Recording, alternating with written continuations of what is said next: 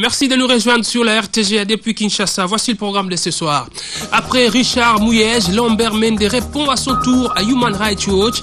Selon le porte-parole du gouvernement, le rapport de cette ONG américaine vise à salir les institutions de la RDC et les sources utilisées par Human Rights Watch ne sont pas crédibles.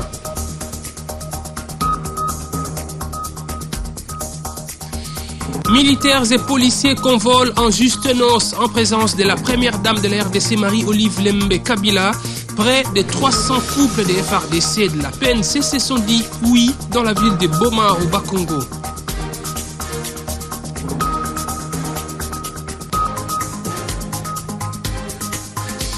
Quoique marqué encore par une circulation dense, le tronçon du boulevard Lumumba qui débouche sur l'avenue Funa se trouve toujours dans un état de délabrement. La route n'est plus praticable.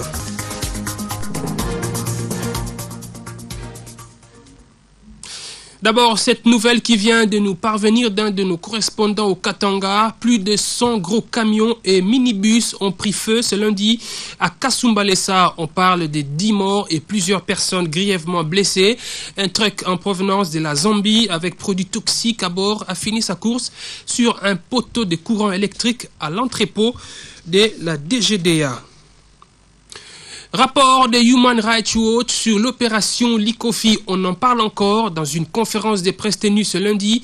Lambert Mende, porte-parole du gouvernement, a dénoncé le comportement de cette ONG américaine qui, selon lui, vise à salir les institutions de la République démocratique du Congo à travers un rapport en se servant de sources non crédibles.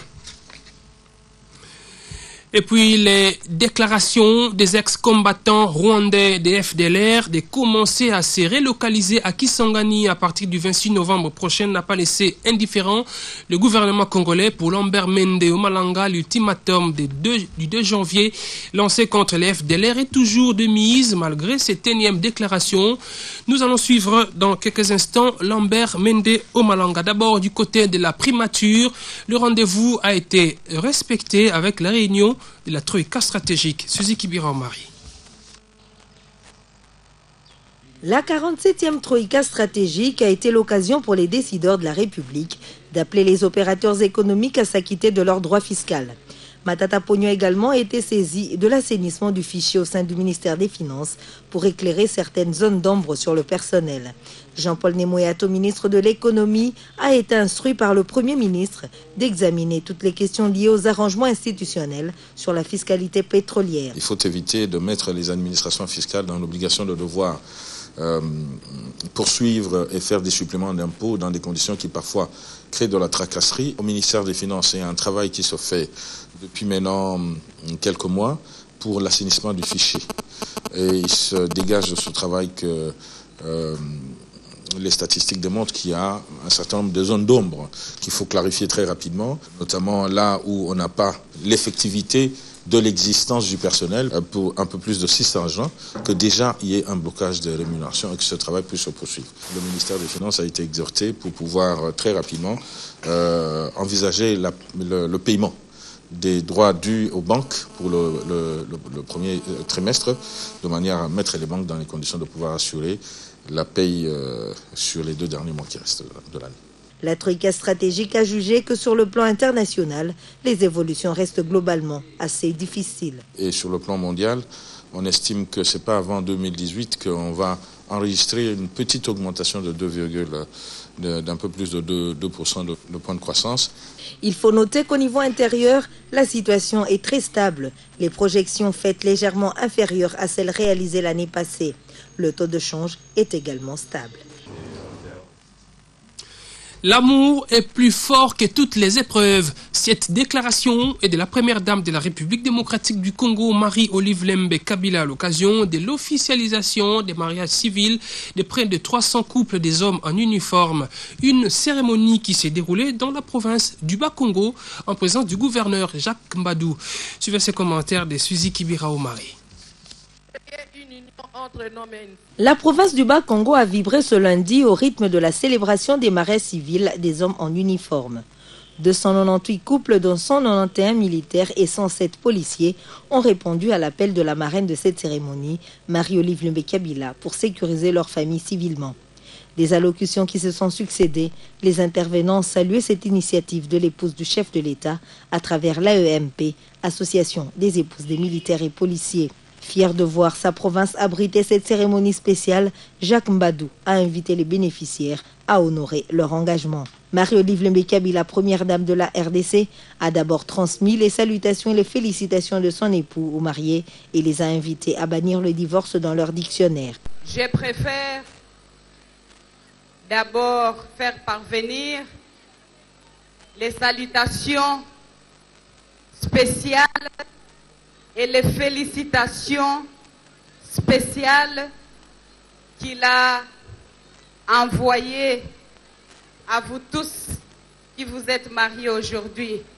Voici les félicitations de votre papa. Boyamba yango na esengo. La Bible nous dit qu'il n'est pas bon qu'un homme soit seul. La Bible nous dit aussi, Marie, aimez vos femmes. Dans une ambiance festive, les tourtereaux ont à l'unisson prononcé leurs vœux en échangeant des anneaux. Ceux-ci ont promis de respecter leur engagement selon les lois de la République en la matière. À tour de rôle, les 298 couples ont reçu des cadeaux des mains de Marie-Olive Lembe-Kabila et de Yvette Mbadou, députée nationale et épouse du gouverneur Jacques Mbadou. Et voilà qui nous amène à parler maintenant du 25 novembre qui est la journée mondiale de lutte contre les violences faites à la femme. Concernant le combat pour la promotion de la femme, celui-ci va au-delà des seules violences sexuelles. Il existe les violences domestiques ou conjugales, c'est-à-dire les femmes battues. Cette situation est évoquée dans ce reportage de Bernadette Kamango. La violence conjugale se définit comme un processus évolutif au cours duquel un partenaire exerce, dans le cadre d'une relation privilégiée, une domination qui s'exprime par des agressions physiques, psychologiques, sexuelles, économiques ou spirituelles.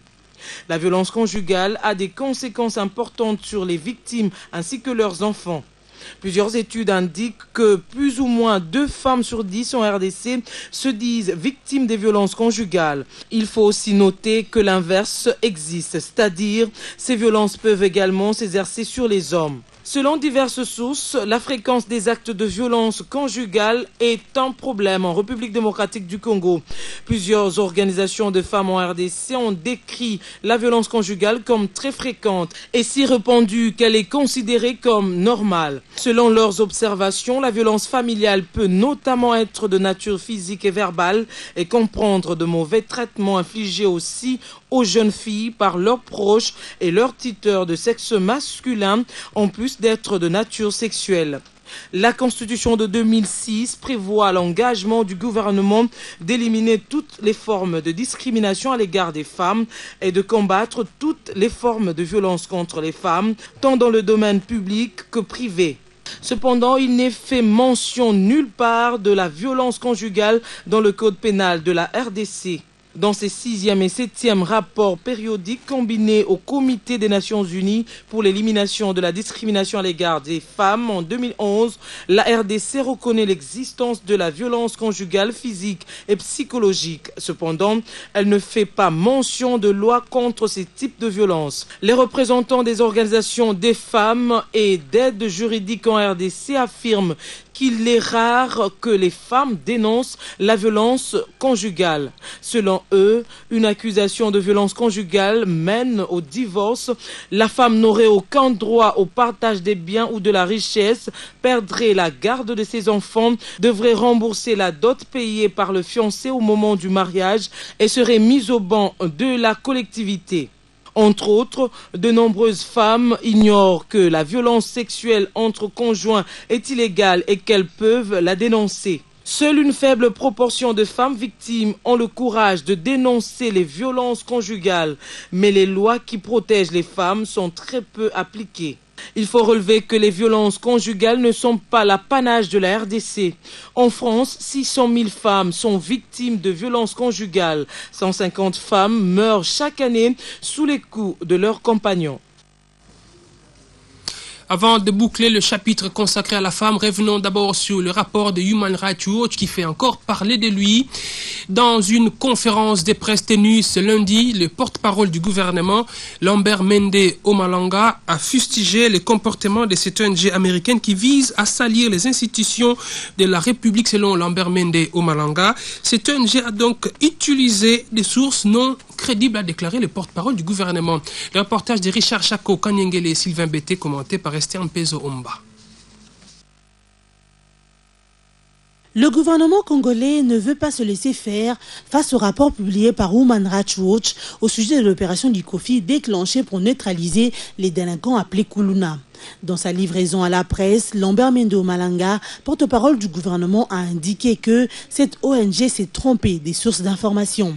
Alors, des deux choses l'une, mesdames, messieurs, ou bien Human Rights Watch a inventé de toutes pièces ces victimes de la police dans le but délibéré de salir le gouvernement congolais. Nous savons que notre pays fait l'objet de beaucoup de convoitises et que n'importe qui peut être utilisé, aussi bien des nationaux que des étrangers, pour aider les gens qui veulent déstabiliser notre pays, parce que s'il est déstabilisé, on peut le démembrer plus facilement, on peut l'exploiter plus facilement, et ce n'est pas parce qu'on est dans une ONG des droits de l'homme qu'on est un saint. Nous devons comprendre les motivations de chacun. Donc, ou bien on a voulu simplement salir délibérément le gouvernement congolais, ou bien le prétendu professionnalisme de cette ONG a été pris à défaut par des sources non crédibles qui lui ont fourni des photomontages accompagnés de faux noms. Et maintenant que les véritables personnes qui sont sur ces photos apparaissent avec leur vrai nom, ça crée une cacophonie et Human Rights Watch ne s'y retrouve plus. Notre gouvernement ne pouvait que répondre à la seule preuve brandie par Human Rights Watch. Toutefois, Lambert Mende met un bémol par rapport à ce rapport. Le gouvernement congolais ne déconsidère pas pour autant l'ensemble des informations contenues dans ce rapport sur l'opération Likofi. C'est pourquoi l'inspection générale de la police nationale congolaise a été chargée d'une mission de vérification au sujet de certains faits allégués, pour autant qu'ils n'auraient pas fait l'objet de procédures pénales qui, contrairement aux affirmations de Human Rights Watch, ont abouti effectivement à une trentaine de condamnations pénales. Nous vous les avons présentées ici il y a quelques semaines. La justice congolaise, à cet égard, fait son travail et continuera à faire son travail. Et elle n'a pas attendu et n'a pas à attendre Human Rights Watch ou d'autres acteurs internationaux pour pouvoir faire son devoir afin de protéger les plus faibles et dire le droit. Au sujet de nouveaux massacres à Béni, le gouvernement ne s'accordera aucun répit jusqu'au jour où ces criminels subiront les rigueurs de la loi, a martelé Lambert Mende Omalanga. La déclaration, je vous le disais, des ex-combattants rwandais des FDLR de commencer à se relocaliser à Kisangani à partir du 26 novembre prochain n'a pas laissé indifférent le gouvernement congolais. Pour Lambert Mende, l'ultimatum du 2 janvier lancé contre les FDLR est toujours de mise, malgré cette énième déclaration. Ces propos ont été recueillis par Richard Chako Kanyengele. Ils ont eu un délai qui sera forclos au 2 janvier 2015, si, tenant compte de ce délai et de la perspective que le désarmement forcé sera engagé à ce moment-là, ils viennent à retrouver la raison et à accepter de pouvoir se désarmer et se faire rapatrier, c'est dans leur propre intérêt. Mais nous, comme gouvernement, nous en restons aux dispositions qui ont déjà été prises et nous ne ferons aucun nouveau commentaire sur ce mouvement de yo-yo. Un jour, on dit on est d'accord d'aller à Kisangani, puis le lendemain, on n'est pas d'accord. Non, cela pour nous, ça importe peu. Nous croirons qu'ils sont d'accord de partir le jour où ils partiront. Et ceux qui se retrouveront encore dans le pays au 2 janvier, encore en armes, subiront le désarmement forcé. Ça, c'est le seul commentaire que nous pouvons faire comme gouvernement à l'instant. Inauguration par l'évêque de Luebo d'un foyer social à Kamwesha, localité située à plus ou moins 120 km à l'est de la ville de Chikapa. Ce foyer dispose de plusieurs machines à coudre devant répondre aux attentes de la femme de cette localité. Les travaux de construction évalués à 90 000 $ américains ont bénéficié non seulement de la contribution de la communauté locale, d'un député national, mais aussi et surtout des chrétiens allemands. Laurent Lukengu, notre correspondant présent à Kamwesha. C'est un grand ouvrage de type moderne, érigé à 500 mètres devant la paroisse catholique Sainte-Thérèse de Kamwesha, à plus ou moins 120 km à l'est de la ville de Chikapa. Le coût de travaux de construction de ces beaux bijoux de la localité est évalué à plus ou moins 90 000 $ américains selon le maître d'ouvrage. Inauguré ce jour, ce foyer social dispose de plus ou moins 50 machines à coudre, toutes sortes, des ordinateurs et d'autres matériels de valeur devant favoriser l'essor de la femme de Kamwesha. C'est une initiative de l'ASBL, Centre de développement intégral de Kamwesha et ses environs, syndiqués en cycle, ayant bénéficié des contributions de la communauté locale, d'un député national et surtout des chrétiens allemands du diocèse de Rothenburg, ainsi que d'autres structures allemandes représentées à la cérémonie d'inauguration par M. l'abbé Mukoma Kamboui, curé des 3 paroisses catholiques allemandes du diocèse évoqué, initiateur même de l'ASBL syndiqué. Dans un message adressé aux habitantes et habitants de Kamwesha, les chrétiens allemands souhaitent qu'à travers un travail commun règne la confiance, l'espérance dans la protection divine et que la solidarité s'établisse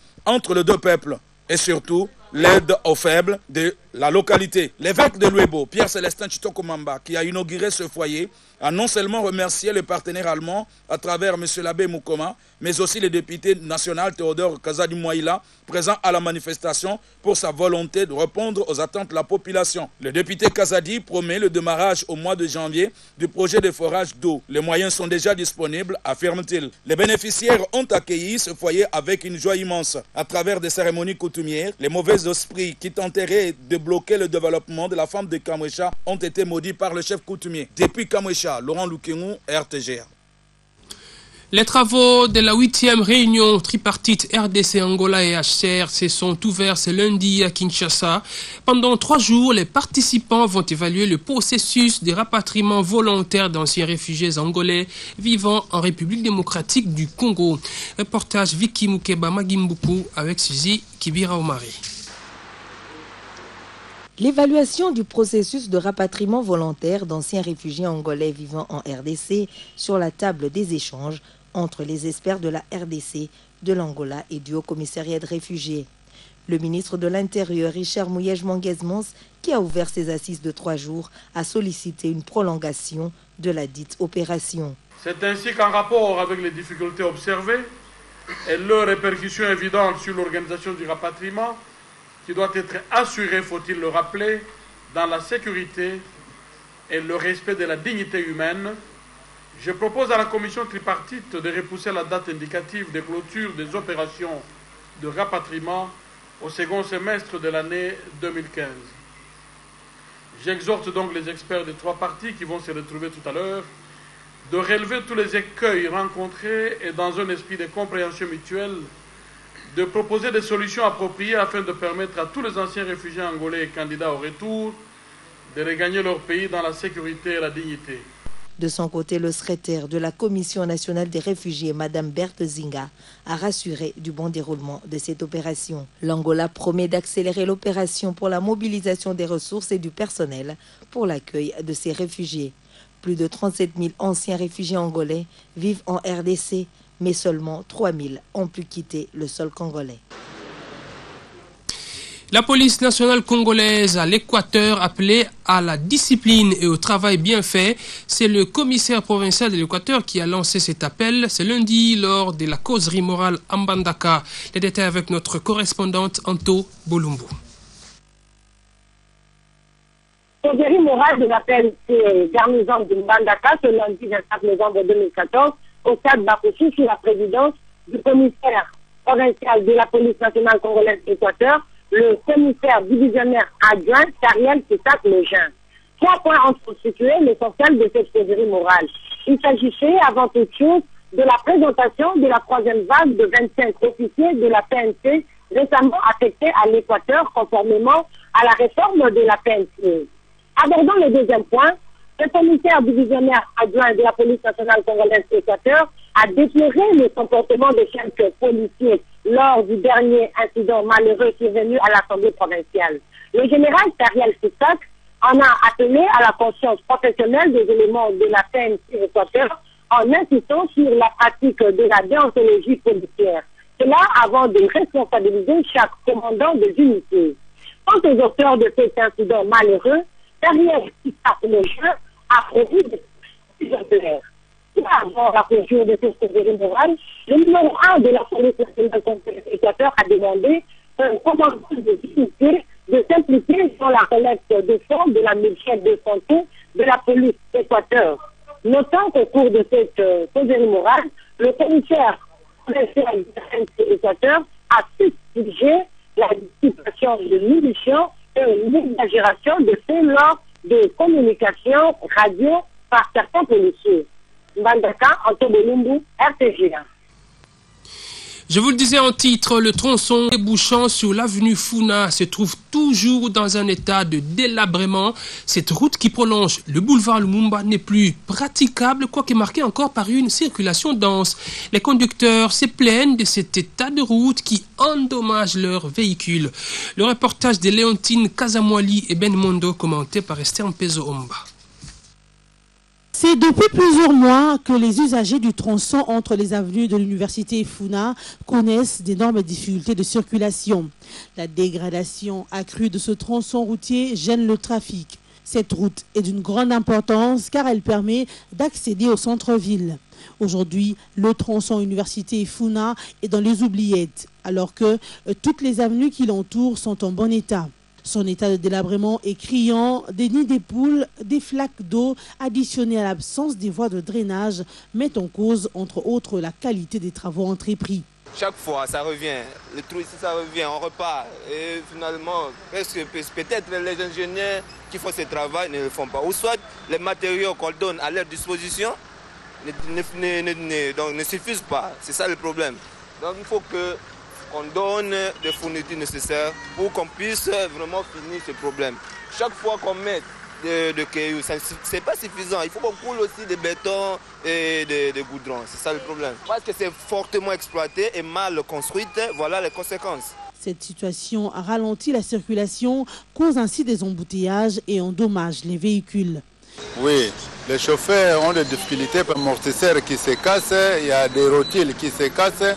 Il y a beaucoup de pannes qui se passent à cause de cette dégradation de cette route. Il est donc impérieux pour les autorités de s'atteler à restaurer cette route capitale pour la circulation vers le centre-ville.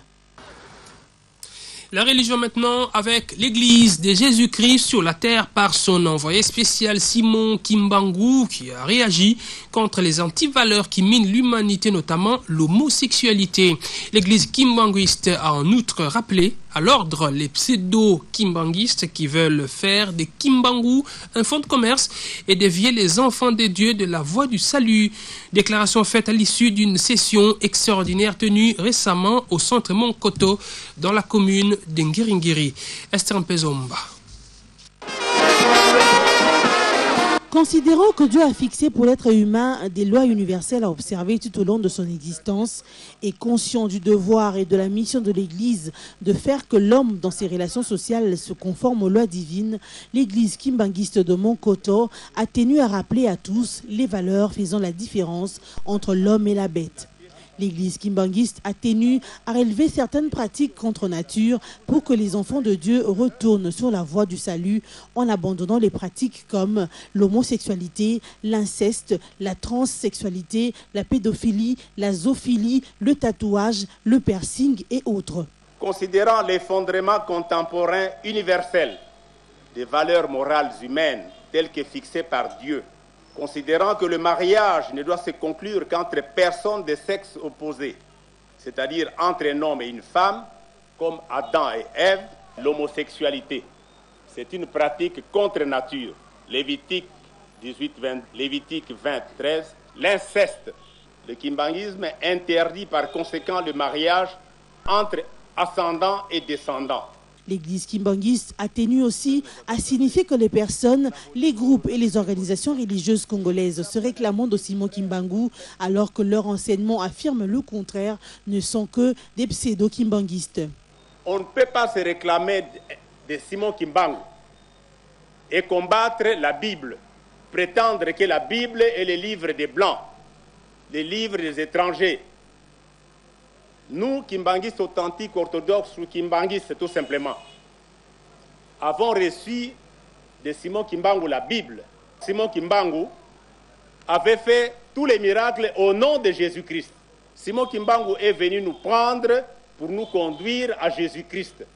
De telles personnes et organisations n'ont qu'un seul but inavoué: faire de Kimbangu un fonds de commerce et dévier les enfants de Dieu de la voie du salut qui est en Jésus-Christ. Vu son attitude face aux problèmes auxquels elle se trouve confrontée sur les plans local et international, l'église kimbanguiste a estimé qu'il était temps de prendre ouvertement position.